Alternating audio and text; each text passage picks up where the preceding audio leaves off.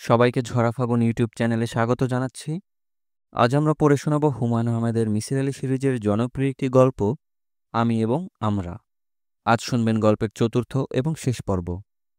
আশা করি গল্পটি আপনাদের সবার ভালো লাগবে। আমাদের সাথে থাকার জন্য আপনাদের অসংখ্য অসংখ্য ধন্যবাদ। মিসির আলি তৃতীয় চ্যাপ্টার পড়ছেন। এই অংশটি নতুন লেখা হয়েছে।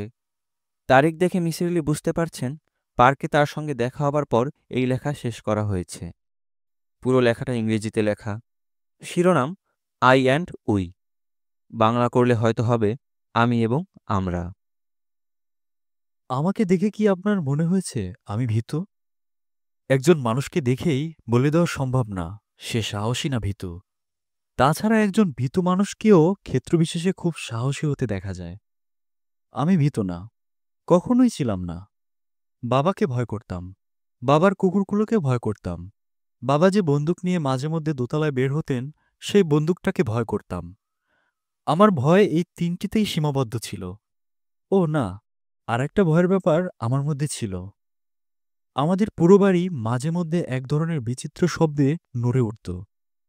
সর্দার চাচা বলতেন, বাড়ি মাঝে মধ্যে কান্দে, হাসে, এই জিনিসে ভয়ের কিছু নাই। অন্ধকারকে ভয় পাওয়া আমার মধ্যে ছিল না। পুরনো ঢাকায় প্রায় ইলেকট্রিসিটি চলে যায়। হয়তো রাতে একা ঘরে বসে আছি, হঠাৎ পুরো অঞ্চলে কারেন্ট চলে গেল। গাঢ় অন্ধকারে আমি একা বসে আছি, নিজের হাতও দেখা যাচ্ছে না। এই অবস্থাতেও আমি কখনো ভয় পাইনি। ভূতপ্রেতে ভয় পাওয়ার ব্যাপারও আমার মধ্যে ছিল না, কারণ ভয়ের গল্প আমাকে কখনো কেউ শোনায়নি। কেউ আমাকে বলেনি ঘরের কোণে বাস করে কণিভূত, খাটের নিচে উবু হয়ে বসে থাকে স্কন্দন কাটা। গভীর রাতে সে তার সরু বরফের মতো ঠান্ডা হাত খাটের নিচ থেকে বের করে শুয়ে থাকা মানুষটাকে ছুঁয়ে দেখার চেষ্টা করে। শিশুরা সচরাচর যেসব কারণে ভয়ে কাতর হয়ে থাকে সেসব আমার ছিল না। তাছাড়াও অল্প বয়সে যুক্তির ব্যবহার করতে শিখি। ভয়কে পরাজিত করতে যুক্তির মতো বড় অস্ত্র আর কি হতে পারে। ধরুন, গভীর রাতে ঘুম ভেঙে গেল। আমি শুনলাম বাথরুমে খটখট শব্দ হচ্ছে, কেউ যেন হাঁটছে। আতঙ্কে অস্থির না হয়ে আমি যুক্তি দাঁড় করালাম, হয়তো ইঁদুর। কিছুক্ষণ কান পেতে রইলাম, ইঁদুরের কিচকিচ শব্দ শোনা গেল। যুক্তির ওপর নির্ভর করার ফল হাতে হাতে পেলাম।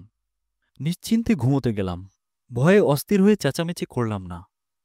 চেঁচামেচি করে অবশ্য কোনো লাভও হতো না। 10 বছর বয়স হবার পরপরেই আমি একা থাকতাম। সর্দার চাচা থাকতেন গেটের কাছে, দারোয়ান এবং মালিদের জন্য যে ঘরগুলো আছে তার একটিতে। মাস্টার সাহেবের মৃত্যুর প্রায় 2 মাস পরের ঘটনা। খাওয়া দাওয়া করে ঘুমোতে গেছি। সর্দার চাচা বললেন, সিট কিনি লাগাও। আমি সিটকিনি লাগালাম। সর্দার চাচা তার অভ্যাস মতো বললেন, ভালা কইরা দেখো ঠিক মতো লাগছে কিনা। আমি আরেকবার দেখলাম, ঠিকমতো লেগেছে। এখন বাত্তি নিবাও, বাত্তি নিবাইয়া ঘুমাও। আমি বাতি নিভিয়ে চারদিক অন্ধকার করে ঘুমোতে গেলাম। আপনাকে বলা হয়নি, আমার বাবা যেমন শব্দ সহ্য করতে পারতেন না, তেমনি আলো সহ্য করতে পারতেন না। তার ধারণা, আলোতে কুকুর ভালো দেখতে পায় না, অন্ধকারে ভালো দেখে। কাজেই রাত 11টার পর এ বাড়ির সব আলো নেভানো থাকতে হবে। রাত 11টা হয়েছে, সব বাতি নিভে গেছে। আমি মশারির ভেতর শুয়ে আছি। আমার বালিশের কাছে 2 ব্যাটারির একটি টর্চ লাইট। অন্য সময় বিছানায় যাওয়া মাত্র ঘুম এসে যায়।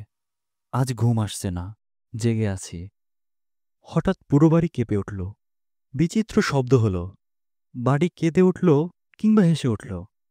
বুকের ভেতর ধক করে উঠল। আর তখন লক্ষ্য করলাম কুকুরগুলো একে একে আমার ঘরের দরজার বাইরে জড়ো হচ্ছে। এরা চাপা গর্জন করছে, দরজা আঁচড়াচ্ছে। এরা এরকম করছে কেন? আমার মনে হলো খাটের নিচে কি যেন একটা নড়ল, কেউ যেন নিঃশ্বাস ফেলল। আমি টর্চ লাইট জ্বালিয়ে খাট থেকে নেমে এলাম, বসলাম খাটের পাশে। টর্চ লাইট ধরলাম। প্রথমে দেখলাম দুটো চকচকে চোখ। পশুদের চোখে হঠাৎ আলো ফেললে যেমন চকচক করতে থাকে, এই চোখ দুটিও ঠিক সেরকম চকচক করছে। তারপর মানুষটাকে দেখলাম, নগ্ন একজন মানুষ, খাটের নিচে কুজু হয়ে বসে আছে। তার মুখ ভর্তি হাসি, যেন টর্চ ফেলে তাকে দেখায় সে আনন্দিত। আমি হতভম্ব গলায় বললাম, কে? লোকটি জবাব দিল না, নিঃশব্দে হাসল। তখনই আমি তাকে চিনলাম, আমার প্রাইভেট টিচার। তখনও আমার বোধ হয়নি যে আমি ভয়ঙ্কর একটি দৃশ্য দেখছি। যাকে দেখছি সে মানুষটি জীবিত নয়, মৃত। একজন মৃত মানুষ খাটের নিচে কুঁজো হয়ে বসে থাকতে পারে না। আমি একটি ভয়াবহ অস্বাভাবিক দৃশ্য দেখছি। আমি শান্ত ভঙ্গিতে বিছানায় উঠে পড়লাম, যেন কিছুই হয়নি। বালিশে মাথা রেখে শুয়ে পড়লাম। টর্চের আলো নিভিয়ে দিলাম। আর তখনই সীমাহীন ভয় আমাকে আচ্ছন্ন করল। এই ভয়ের সঙ্গে আমার কোনো পরিচয় ছিল না। এই ভয়ের জন্ম পৃথিবীতে নয়, অন্য কোথাও। তীব্র ভয়ের পরপরেই এক ধরনের অবসাদ আসে। ভয়ঙ্কর সত্যকে সহজভাবে নিতে ইচ্ছে করে। ফাঁসির আসামি মৃত্যুদণ্ড পাবার পর আতঙ্কে অস্থির হয়। সেই আতঙ্ক দ্রুত কমে যায়। মৃত্যুর ক্ষণ যখন উপস্থিত হয়, তখন সে সহজ এবং স্বাভাবিক ভঙ্গিতে হেঁটে যায় ফাঁসির মঞ্চের দিকে। এমন কোনো ফাঁসির আসামির কথা জানা নেই যাকে কোলে করে ফাঁসির মঞ্চে নিয়ে যেতে হয়েছে। আমি মাস্টার সাহেবকে গ্রহণ করলাম সহজ সত্য হিসেবে। এছাড়া আমার উপায়ও ছিল না। মাস্টার সাহেব বাস করতে শুরু করলেন আমার খাটের নিচে। দিনের বেলা কখনো তাকে দেখা যায় না, সন্ধ্যাবেলাও না। রাতে শোবার সময় খাটের নিচে তাকাই, তখনও কেউ নেই। শুধু গভীর রাতে ঘুম ভেঙে গেলেই তীব্র তামাকের গন্ধ পাই। বুঝতে পারি খাটের নিচে তিনি আছেন। কুকুরগুলো দরজা আঁচড়াতে থাকে। তিনি কিছু কিছু কথাও বলেন, এবং আশ্চর্যের কথা আমি জবাবও দিই। যেমন, তুমি জেগেছ? হুম, কটা বাজে? জানি না। ভয় লাগছে? না। পড়াশোনা ঠিকমতো হচ্ছে তো? হচ্ছে। তোমার সর্দার চাচাকে আমার কথা বলেছ? না। কাউকেই বলনি? না। ইচ্ছে করলে বলতে পারো, অসুবিধা নাই। ইচ্ছে করে না। আমি কেন তোমার খাটের নিচে থাকি জানো? না। জানতে চাও? না। জানতে না চাইলে জানতে হবে না। সব কিছু জানতে চাওয়া ভালো না। না জানার মধ্যেও আনন্দ আছে, আছে না? জি, আছে। ইংলিশে একটা প্রবাদ আছে, তোমাকে একবার পড়িয়েছিলাম, মনে আছে? আছে। বলো তো দেখি। মনে পড়ছে না। মনে করার চেষ্টা করো। ইংরেজি বেশি বেশি করে পড়বা। অর্থের মানে বুঝতে না পারলে ডিকশনারি দেখবা। আচ্ছা। তুমি আমাকে আশ্রয় দিয়েছ, কাজেই আমি তোমার কোনো ক্ষতি করব না। আমি তোমাকে সাহায্য করব, পরামর্শ দেব। আচ্ছা। আমার সম্বন্ধে তোমার কি কিছু জানতে ইচ্ছা করে? না। জানতে ইচ্ছা করলে জিজ্ঞেস করবা, আমি বলবো। আমি এমন সব বিষয় জানি যা জীবিত মানুষ জানে না। আমি কিছু জানতে চাই না। ঘুম পাচ্ছে? হুম। ঘুমিয়ে পড়ো। মশারি ঠিকমতো গোজা হয়েছে? হুম, হয়েছে।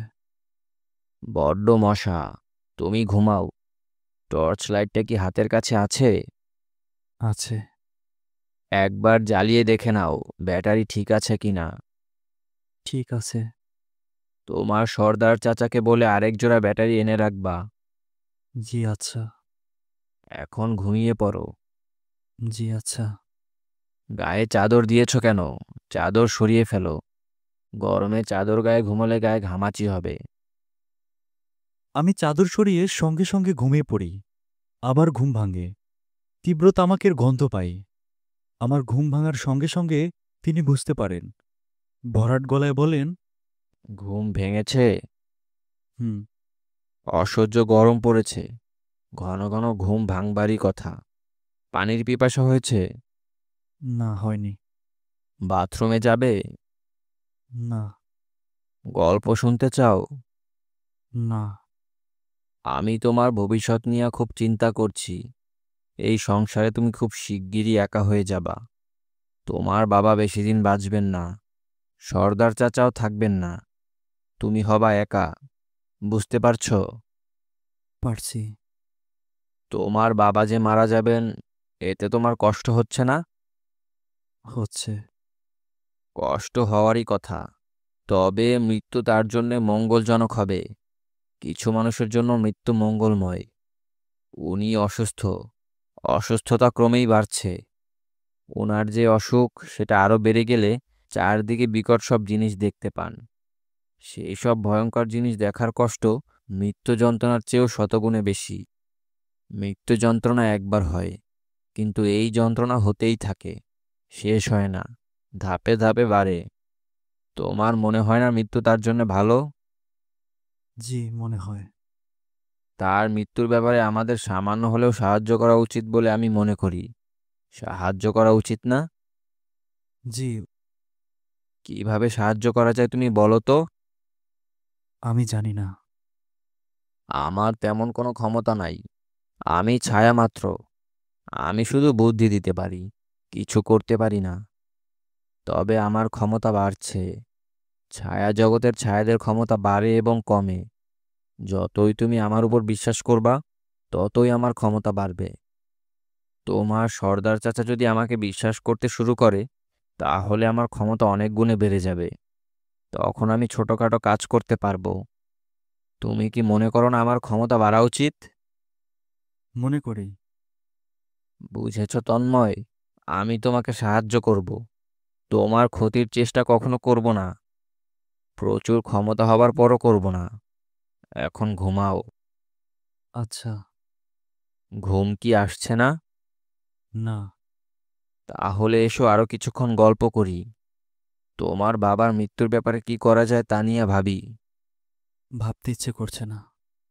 ভাবলে কোনো দোষ নাই। ভাবলেই যে করতে হবে তা তো না। আমরা কত কিছু ভাবি। আমরা সবসময় যা ভাবি তা কি করি? না। বেশ, আসো তাহলে ভাবি। তুমি কি কলা খাও তন্ময়? খাই। রাতে শোবার আগে এই কলার খোসাগুলো তুমি নিশ্চয়ই দোতলার সিঁড়ির মাথায় রেখে আসতে পারো, পারো না? হুম। এটা তো তেমন কোনো অন্যায় না। ঝুড়িতে না ফেলে সিঁড়ির মাথায় ফেলেছো। মনের ভুলেও তো ফেলতে পারতে, পারতে না? হ্যাঁ। তোমার বাবা তো রাতে বারান্দায় হাঁটেন, অন্ধকার বারান্দা। মনের ভুলে তিনি কলার খোসায় পা ফেলতে পারেন, পারেন না?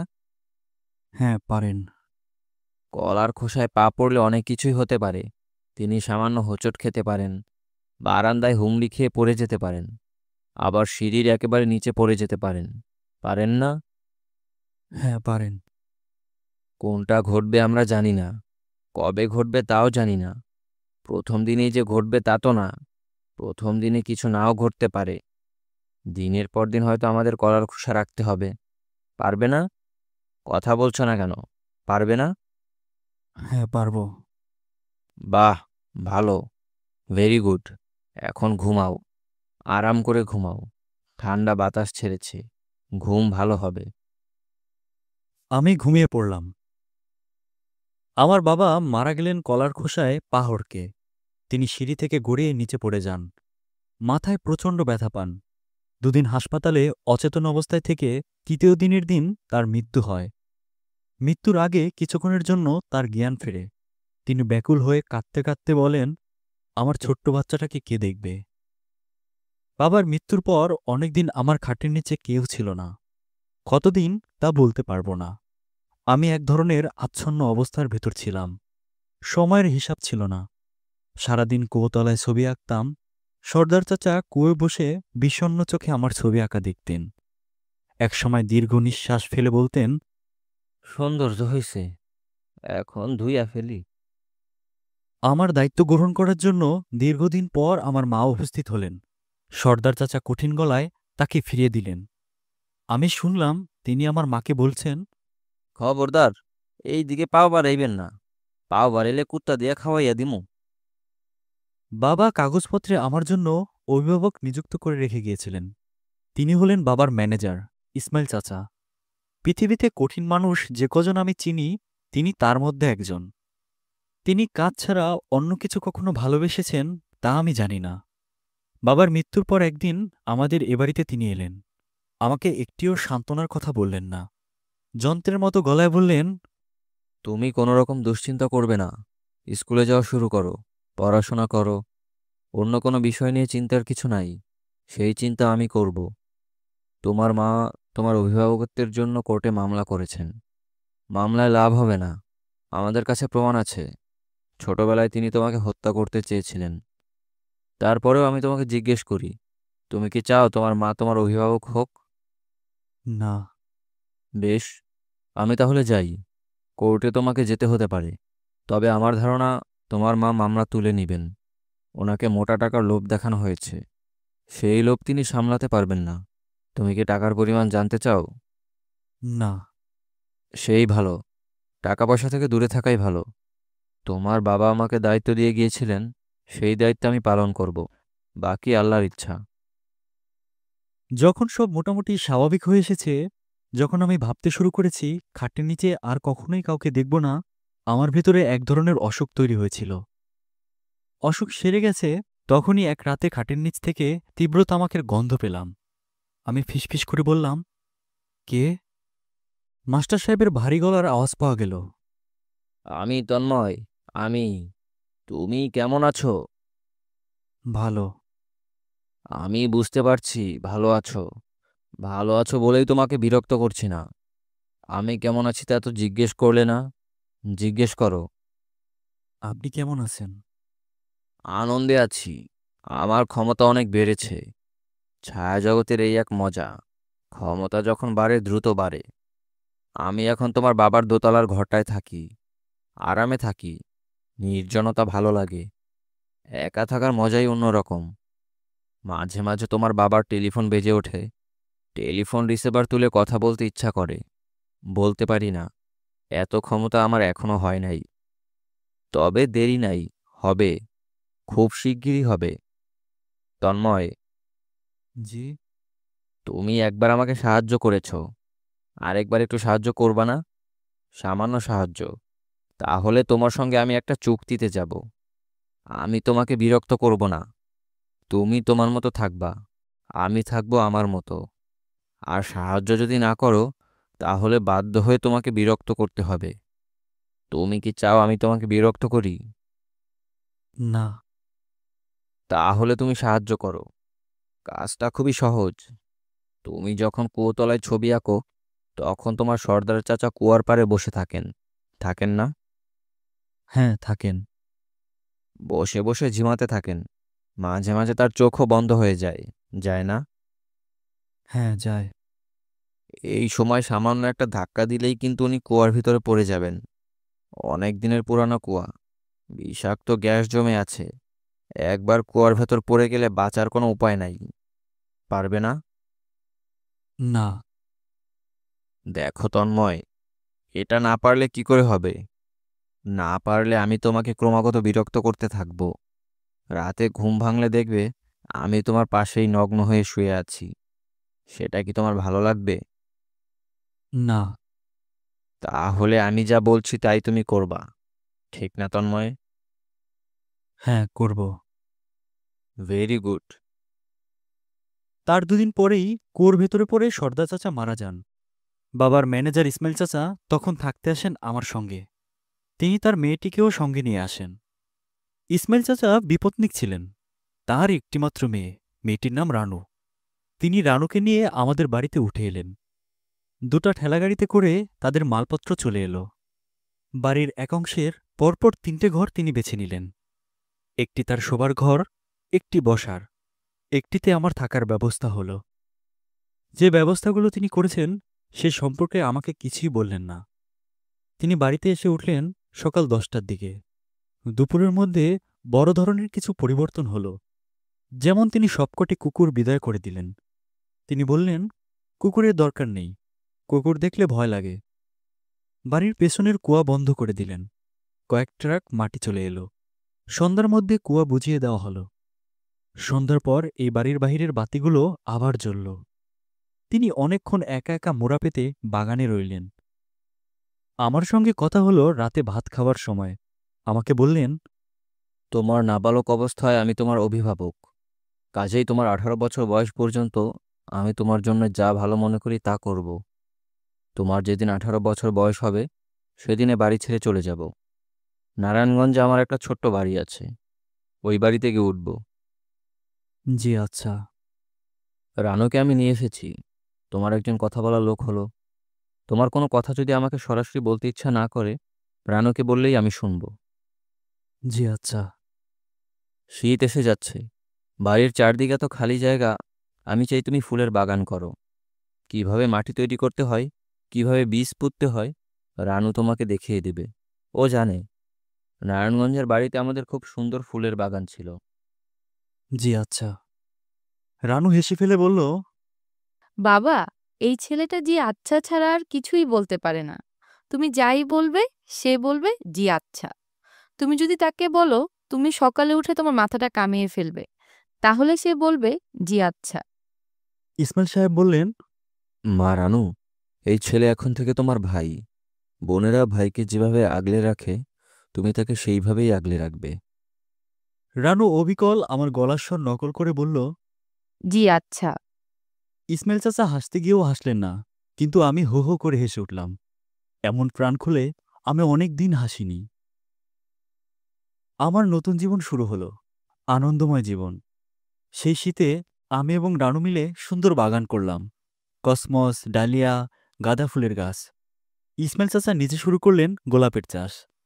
তিনি একজন মালি রাখলেন, খুব নাকি এক্সপার্ট মালি, নাম রোশন মিয়া।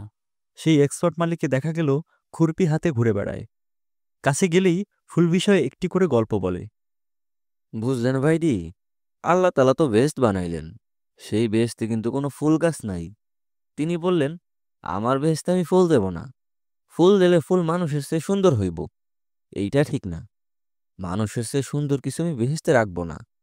বুঝলেন ভাইডি, এই জন্য বেহেশতে ফুল গাছ নাই, ফুলও নাই। রানু বলল, চুপ কর মিথ্যুক। রওশন মিয়া কিছু বলতে গেলেই রানু তাকে থামিয়ে দিয়ে বলতো। চুপ কর মিথ্যুক। আমি হো হো করে হাসতাম। আমি হাসি ভুলে গিয়েছিলাম। হাসি পেলেও কখনো হাসতাম না। সবসময় মনের ভেতর থাকত, হাসলেই ওরা আমার কালো জিভ দেখে ফেলবে। রানু নামের এই অদ্ভুত মেয়েটি কখনো আমাকে আমার কালো জিভ নিয়ে কিছু বলেনি। ভালোবাসা কি আমি আমার জীবনে কখনো বুঝিনি। এই কিশোরী ভালোবাসার গভীর সমুদ্রে আমাকে ছুঁড়ে ফেলে দিল। রোজ রাতে ঘুমোতে যাবার সময় আমি কাঁদতাম। কাঁদতে কাঁদতে বলতাম, আমি এত সুখী কেন? জীবনের প্রথম অংশে দুঃখে দুঃখে কেটেছে বলেই কি এই অংশে এত সুখ? মাস্টার সাহেব নামে একটি বিভীষিকা আমার জীবনে আছে, তা মনে রইল না। শুধু মাঝে মাঝে বাবার দোতলা ঘরের দিকে তাকালে গা কাটা দিয়ে উঠত। কখনো ওই ঘরের কাছে যেতাম না। আমি একা না, অন্য কেউ যেত না। কারণ ইসমাইল চাচা কি জন্য যেন একবার দোতলায় উঠেছিলেন। ফিরে এসে আমাকে এবং রানুকে বললেন। তোমরা কেউ ওই দিকে যাবে না, কখনো না, ভুলেও না। রানু বিস্মিত হয়ে বলল। কেন বাবা? তিনি কঠিন গলায় বললেন। নিষেধ করেছি এই জন্য যাবে না। তিনি কাঠের মিস্ত্রি ডাকিয়ে দোতলা ঘরের দুটি দরজাতেই আড়াআড়ি পাল্লা লাগিয়ে দিলেন। দোতলায় ওঠার সিঁড়িতে কাঁটাতারের গেট করে দিলেন। আমার জীবনের একটি অন্ধকার অংশকে তিনি পুরোপুরি বন্ধ করে দিলেন। পুরোপুরি বোধহয় পারলেন না। মাঝে মাঝে গভীর রাতে ঘুম ভেঙে গেলে আমি মন্ত্রমুগ্ধের মতো খাট থেকে নেমে আসি। খাটের নিচে টর্চের আলো ফেলি। না, কেউ নেই সেখানে। তৃপ্তির নিঃশ্বাস ফেলে আবার ঘুমোতে যাই। আমি মেট্রিক পাশ করলাম, খুব ভালোভাবেই পাশ করলাম। পত্রিকায় আমার নাম ছাপা হলো। আইসি পরীক্ষায় আরও ভালো ফল করলাম। এবার পত্রিকায় ছবি ছাপা হলো। আমার কৌতূহল ছিল মনোবিজ্ঞানে। সায়েন্স ছেড়ে আর্টস নিলাম। ভর্তি হলাম ঢাকা বিশ্ববিদ্যালয়ে। রানুর সঙ্গে আমার সম্পর্ক ছিল সহজ। এই সম্পর্কে কোনো রকম জটিলতা ছিল না। মেয়েদের সঙ্গে মেশার আমার পূর্ব অভিজ্ঞতা নেই। কারো সঙ্গেই আমি কখনো মিশিনি, কাছ থেকে দেখিও নি। এই প্রথম একজনকে দেখলাম। অন্য মেয়েরা কেমন জানি না, এই মেয়েটিকেই জানি। সহজ একটা মেয়ে, কিন্তু রহস্যময়। আমি রাত জেগে পড়ি, সে রাত জাগতে পারে না। ঘুম ঘুম চোখে পাশে বসে থাকে। আমি বলি, তুমি ঘুমিয়ে পড়ো, তুমি জেগে আছো কেন? সে বিস্মিত হয়ে বলে, তাই তো, আমি কেন জেগে আছি? আমি ঘুমোতে গেলাম। তুমি কতক্ষণ পড়বে? অনেকক্ষণ। রাত 1টা না রাত 2টো? দুটো। আজ 1টা পর্যন্ত পড়লে কেমন হয়? একটা পর্যন্ত পড়লে তোমার কি লাভ?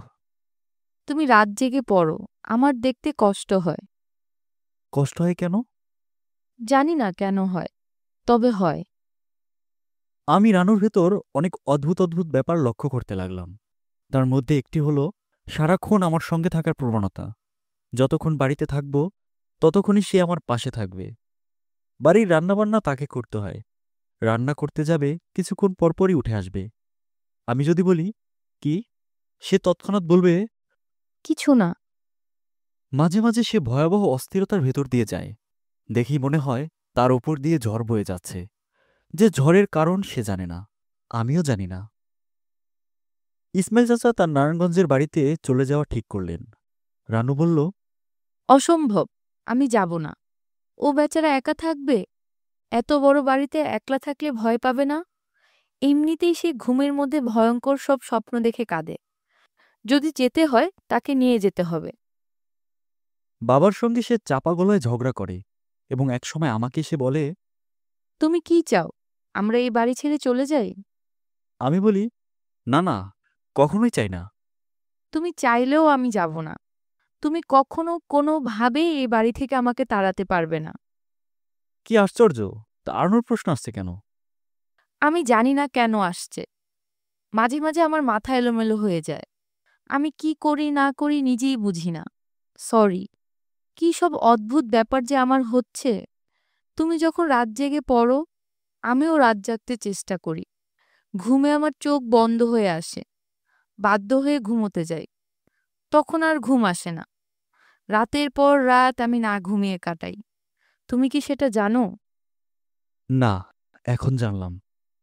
আমার কি করা উচিত? ঘুমের ওষুধ খাওয়া উচিত।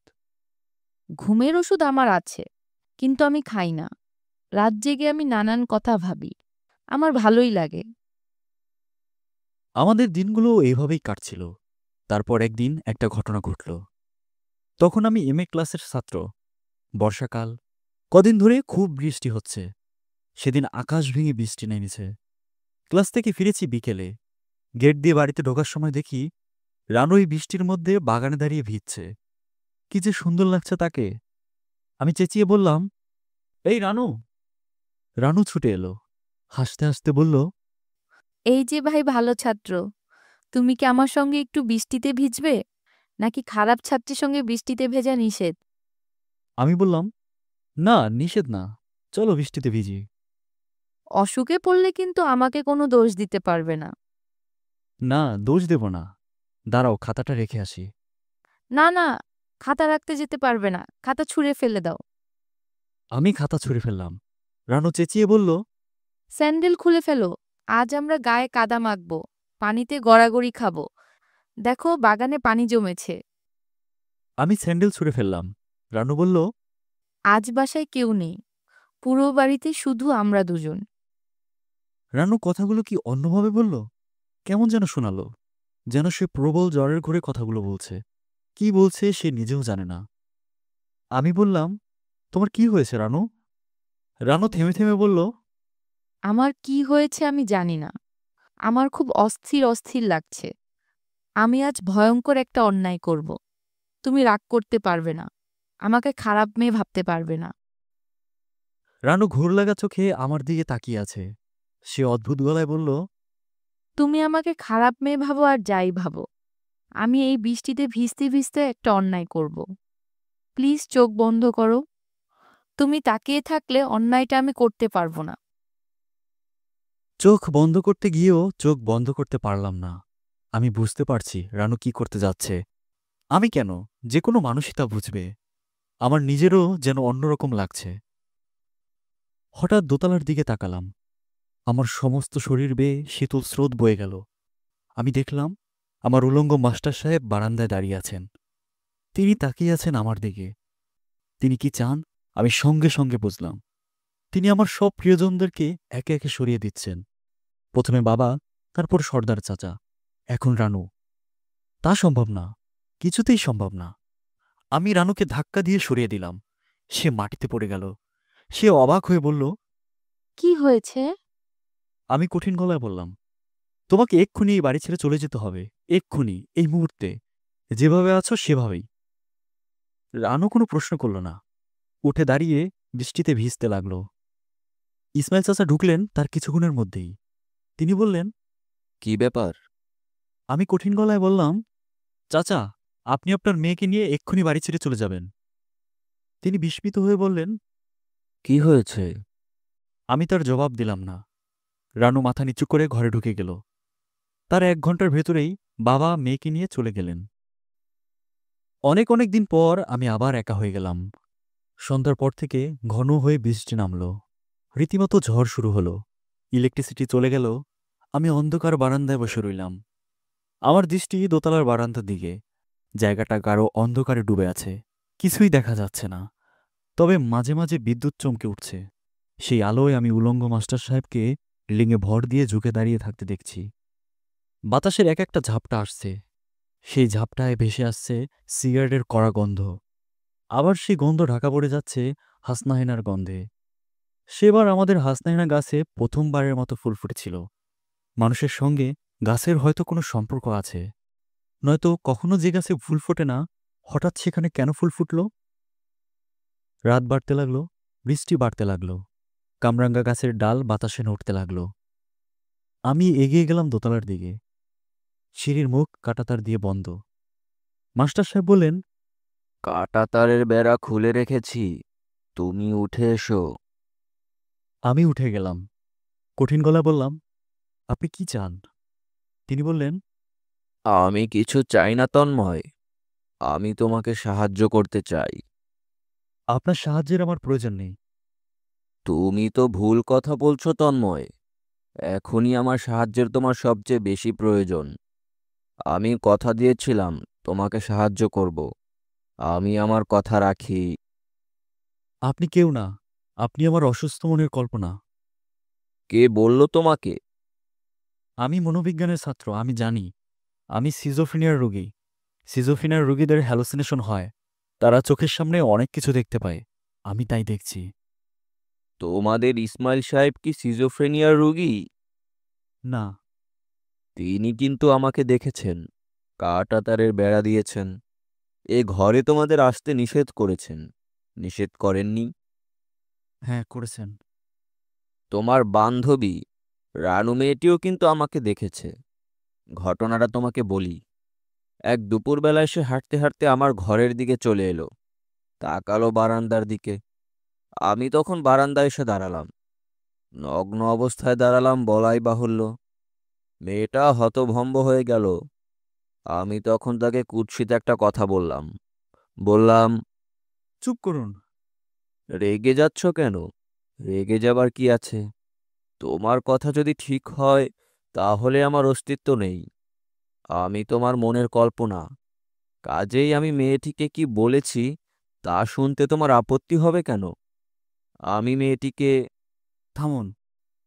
মেয়েটি এতই ভয় পেয়েছিল যে নড়তে চড়তে পারছিল না, অনেকক্ষণ দাঁড়িয়ে রইল।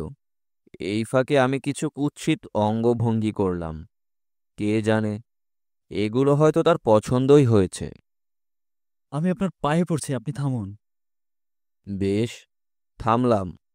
রানু তোমাকে এই ঘটনার কিছু বলেনি? না, বলেনি।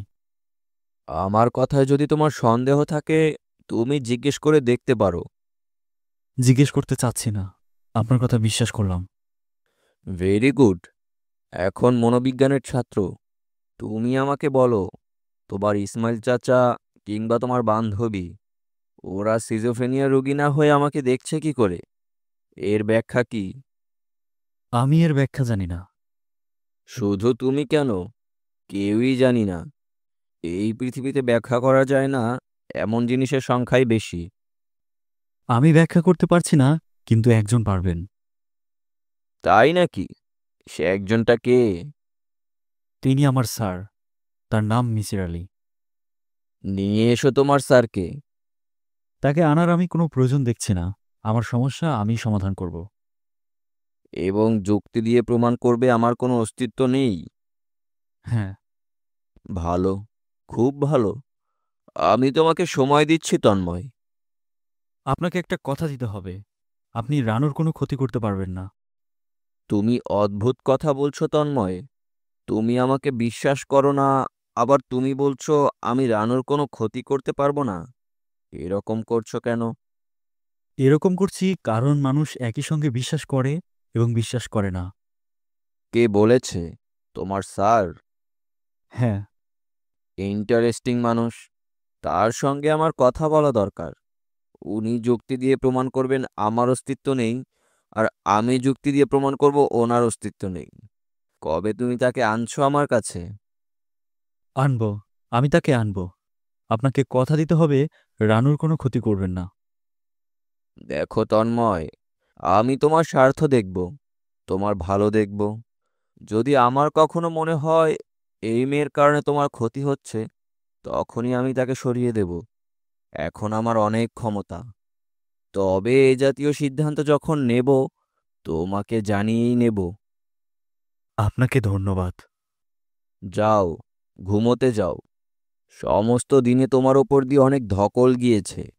তোমার ঘুম দরকার। রানুর টেবিলে ড্রয়ার ভর্তি ঘুমের ওষুধ। তুমি দুটো ঘুমের ট্যাবলেট খেয়ে ঘুমিয়ে পড়ো।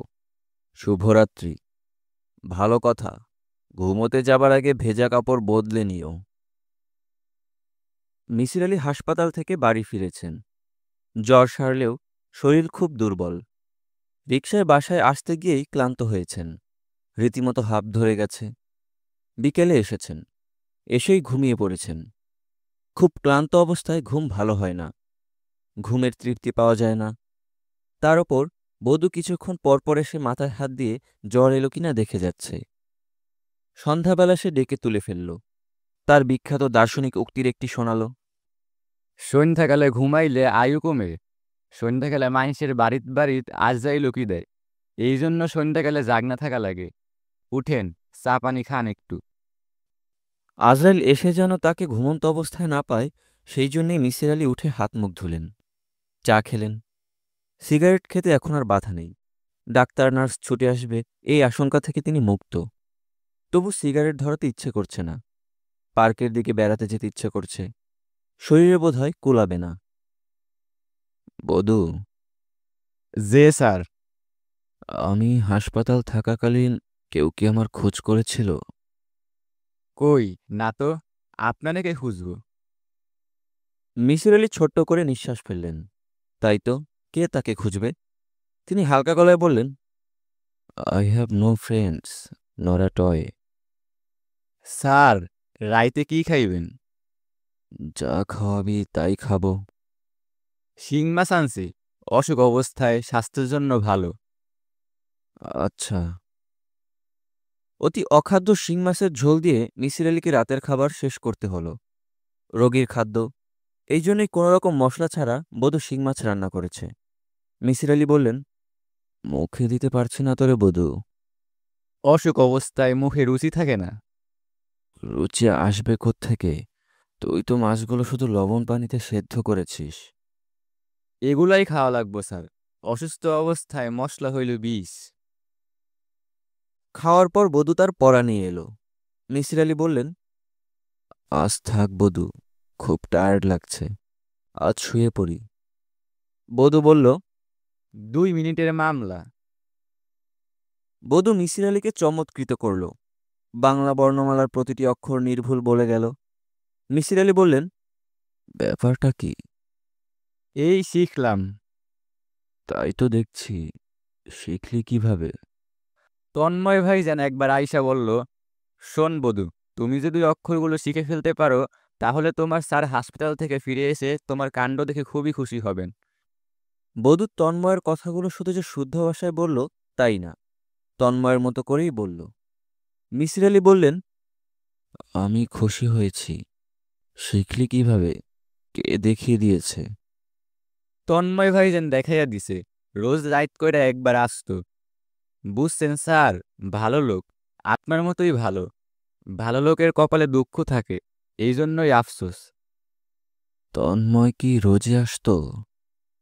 জি স্যার, রোজই একবার কইরা আসতেন। আজ আসবে?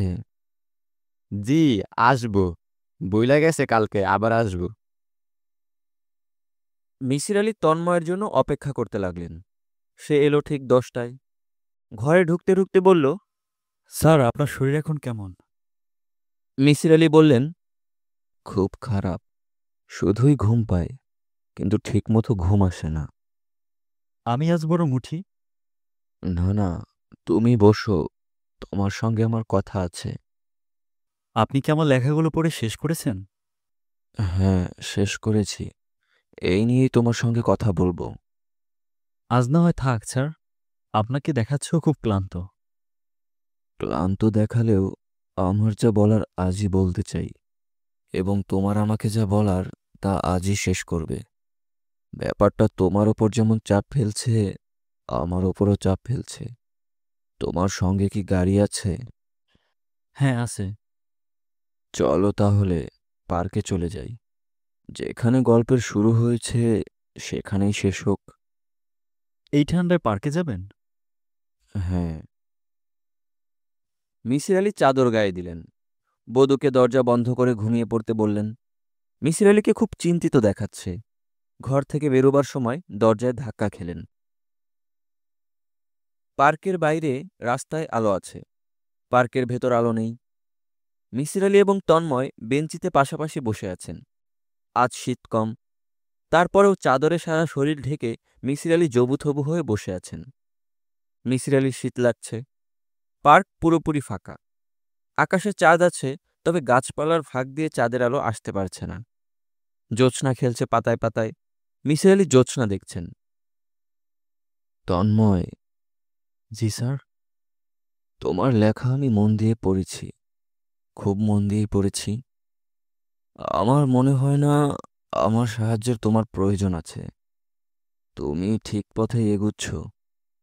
একজন মনোবিজ্ঞানীর যেভাবে আগানো উচিত তুমি সেইভাবেই আগাচ্ছ। স্যার আমি পারছি না।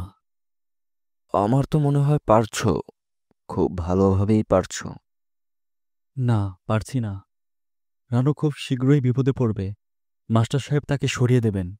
রানু একটি চিঠি পেয়েছে, তাকে আমাদের বাড়িতে আসতে বলা হয়েছে, কিন্তু আমি কোনো রকম চিঠি লিখিনি। চিঠি পাঠিয়েছেন মাস্টার সাহেব। মাস্টার সাহেব বলে কেউ নেই, তুমি তা খুব ভালো করেই জানো, জানো না? তন্ময় চুপ করে রইল। তোমার মনে কি কোনো সন্দেহ আছে এ নিয়ে? হ্যাঁ আছে। কেন? আপনি একসময় বলেছেন সব প্রশ্নের দুটি উত্তর, হ্যাঁ এবং না।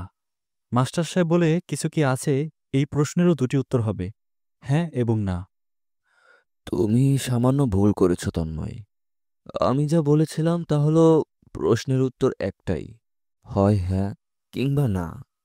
কিন্তু মানুষ যেহেতু অস্বাভাবিক প্রাণী, সে দুটি উত্তরই একসঙ্গে গ্রহণ করে, যদিও সে জানে উত্তর হবে একটি। তন্ময় নিঃশ্বাস ফেলল। মিসির আলি বললেন, এসো, এক কাজ করা যাক।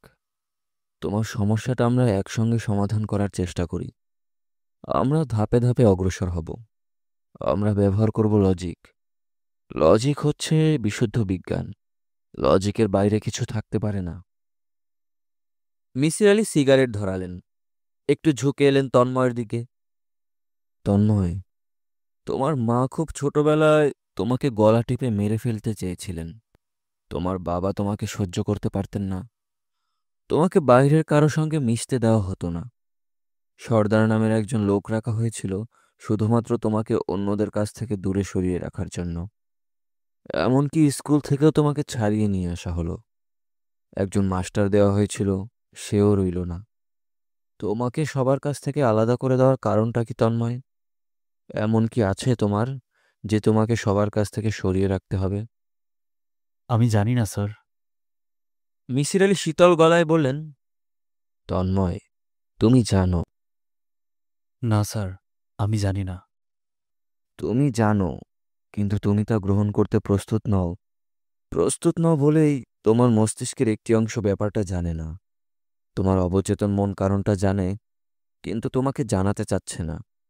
সমস্যাটা এখানেই। তোমার মস্তিষ্ক ধরে নিয়েছে কারণ জানলে তোমার প্রচুর ক্ষতি হবে। সে ক্ষতি হতে দেবে না। কাজেই সে তোমাকে রক্ষা করার চেষ্টা শুরু করলো। সে ঠিক করলো কোনোদিনই তোমাকে কিছু জানাবে না। বুঝতে পারছো? পারছি। পারার কথা। মনোবিজ্ঞানের সহজ কিছু প্রিন্সিপালই বলা হচ্ছে, জটিল কিছু নয়। Conflict between conscious and subconscious, তাই না? হ্যাঁ, তাই। এখন আসো দ্বিতীয় ধাপে। এখানে আমরা কি দেখছি? এখানে দেখছি তোমাকে ঘিরে যারা আছেন তারা সরে যাচ্ছেন। প্রথমে সরলেন তোমার মা, তিনি দূরে চলে গেলেন। তারপর গেলেন তোমার বাবা, তারপর সর্দার চাচা। এরা কারা? এরা তোমার খুব কাছাকাছির মানুষ। তোমার ভেতরে যে অস্বাভাবিকতার জন্য তোমাকে আলাদা রাখা হচ্ছে, এরা তা জানেন। তোমার মস্তিষ্ক ঠিক করলো এদের সরিয়ে দেওয়া দরকার। এদের সে সরিয়ে দিল। সরিয়ে দেওয়ার জন্যে কি ভয়াবহ ব্যাপারের অবতারণা করতে হলো। সেই ভয়াবহ ব্যাপারটা হলো মাস্টার সাহেব। তোমার মস্তিষ্ক সেই মাস্টার তৈরি করলো, যে কারণে মাস্টার বারবার বলছে, আমি তোমাকে রক্ষা করব, তোমাকে সাহায্য করব। তন্ময় শীতল গলায় বলল, আমার অস্বাভাবিকতাটা কি? মিসির আলি বললেন, সেই অস্বাভাবিকতা আমি নিজেও ধরতে পারছিলাম না।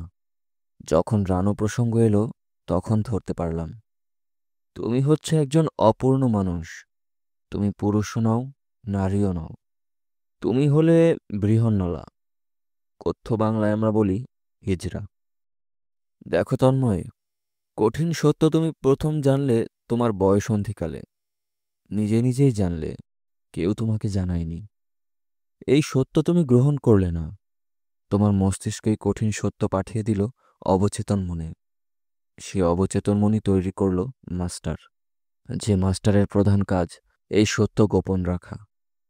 গোপন রাখার জন্যই সে এই সত্য যারা জানে তাদের একে একে সরিয়ে দিতে শুরু করলো। যখন তারা সরে গেল, তোমার অবচেতন মন নিশ্চিন্ত হলো। মাস্টার সাহেবের তখন আর প্রয়োজন হলো না। দীর্ঘদিন তুমি আর তার দেখা পেলে না। বুঝতে পারছো? তন্ময় জবাব দিল না। আমার লজিকে কি কোনো ভুল আছে? তন্ময় তারও জবাব দিল না।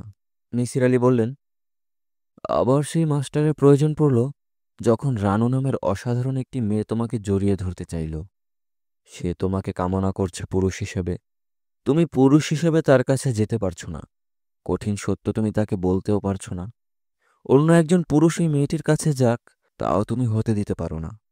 কারণ তুমি এই মেয়েটিকে অসম্ভব ভালোবাসো। কাজেই আবার মাস্টার সাহেব জেগে উঠল। তুমিই তাকে জাগালে। তুমিই ঠিক করলে মেয়েটিকে সরে যেতে হবে। তন্ময়, জি। তুমি কি এই দত্তটিকে বাঁচিয়ে রাখবে না নষ্ট করে দেবে? খুব সহজেই তুমি তাকে ধ্বংস করতে পারো। যেই মুহূর্তে তুমি রানুকে গিয়ে তোমার জীবনের গল্প বলবে, সেই মুহূর্ত থেকে মাস্টারের কোনো অস্তিত্ব থাকবে না। রানুর সঙ্গে কি তোমার যোগাযোগ আছে? না, তবে মাঝে মাঝে দূর থেকে আমি তাকে দেখি। সে কি বিয়ে করেছে? না, করেনি। শোনো তন্ময়, গভীর ভালোবাসায় এক বর্ষার দিনে সে তোমাকে জড়িয়ে ধরতে চেয়েছিল। তখন তুমি তাকে কঠিন অপমান করেছিলে। এই অপমান তার প্রাপ্য নয়। তোমার কি উচিত না সেই দিনের ঘটনার কারণ ব্যাখ্যা করা? হ্যাঁ, উচিত। প্রকৃতি তোমার উপর কঠিন অবিচার করেছে। তোমাকে অপূর্ণ মানুষ করে পৃথিবীতে পাঠিয়েছে। সেই প্রতিশোধ তো তুমি মেয়েটির উপর নিতে পারো না। আমি কি ঠিক বলেছি? হ্যাঁ, ঠিক বলেছেন। আমি রানুকে সব বলবো। তন্ময় কাঁদছে। মিসির আলি কান্নার শব্দ শুনছেন না, কিন্তু বুঝতে পারছেন। তিনি নিজে অসহায় বোধ করতে শুরু করেছেন। তন্ময় বলল, স্যার চলুন, আপনাকে বাসায় দিয়ে আসি। মিসির আলি বললেন, তুমি আমাকে তোমার বাড়িতে নিয়ে চলো। তোমার মাস্টার সাহেব যে দোতলায় থাকেন, তোমাকে নিয়ে আমি সেখানে যাব। তুমি দেখবে সেখানে কেউ নেই। স্যার, আমি আপনাকে নিয়ে যেতে চাচ্ছি না। কেন চাচ্ছ না? আমার জীবনের কঠিন এবং ঘৃণ্য সত্য যারা জানে, তারা কেউই বেঁচে নেই। এই সত্য আপনি জানেন। মাস্টার সাহেব আপনার ক্ষতি করতে পারে। মিসির আলি বললেন, মাস্টার বলে কিছু নেই, তাই আমি তোমাকে দেখাবো। তুমি আমাকে নিয়ে চলো। গেটের ভেতর পা দিয়ে মিসির আলি চমকে উঠলেন। তার মন বলতে লাগলো, কিছু একটা আছে এখানে, কিছু একটা আছে। এখানকার পরিবেশ অন্যরকম। বাতাস পর্যন্ত যেন অন্যরকম। বাগানের জ্যোৎস্নাও এক ধরনের ভয় তৈরি করছে। 9টা বিরাটাকার কুকুর চেইন দিয়ে বাঁধা। তারা একসঙ্গে চাপা গর্জন করছে। সেই গর্জনও কেমন অন্যরকম শোনাচ্ছে। তন্ময় বলল, মাস্টার সাহেব এখনও আছেন। তিনি দোতলায় বারান্দায় দাঁড়িয়ে আছেন। আমি বুঝতে পারছি। তোমার মাস্টারের নাম কি তন্ময়? নাম জানি না। নাম জানো না? তার কারণ তার কোনো নাম নেই, কারণ সে নিজেই নেই।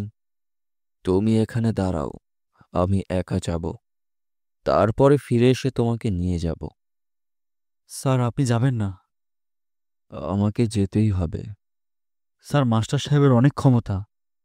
এই ক্ষমতা তুমি তাকে দিয়েছ। ক্ষমতা কেড়ে নেবার সময় হয়েছে। তুমি চুপ করে দাঁড়িয়ে থাকো। মিসির আলি এগিয়ে গেলেন। চাঁদের আলোয় দোতলা বারান্দা স্পষ্ট দেখা যাচ্ছে। মিসির আলি রেলিংয়ে হেলান দিয়ে একজন নগ্ন মানুষকে দাঁড়িয়ে থাকতে দেখলেন। সঙ্গে সঙ্গে তামাকের কটু গন্ধও পেলেন। মিসির আলি দাঁড়িয়ে পড়লেন। ছায়ামূর্তি শীতল গলায় বলল, কেমন আছেন মিসির আলি সাহেব? ভালো। আমাকে দেখতে পাচ্ছেন? জি, পাচ্ছি। আমি আছি না নেই? আপনি নেই। তাহলে দেখছেন কি করে? আমার দৃষ্টিবিভ্রম হচ্ছে। শারীরিক দিক থেকে আমি খুবই অসুস্থ। তার উপর তন্ময়ের গল্প আমার উপর প্রভাব ফেলেছে বলেই হ্যালুসিনেশন হচ্ছে। যুক্তি সাজিয়েই এসেছেন? আমি খুবই যুক্তিবাদী মানুষ মাস্টার সাহেব। আপনার সঙ্গে আমার দেখা হবার খুব শখ ছিল। আপনি আমার ছাত্রের সমস্যা এত দ্রুত এবং এত সহজে ধরবেন তা বুঝতে পারিনি। আমি আপনার চিন্তাশক্তির প্রশংসা করছি। ধন্যবাদ আপনাকে। একটা মজার জিনিস কি আপনি লক্ষ্য করেছেন মিসির আলি সাহেব? আপনি তন্ময়ের শিক্ষক, আমিও তার শিক্ষক। আমি তাকে তার সমস্যা থেকে রক্ষা করার জন্য আছি।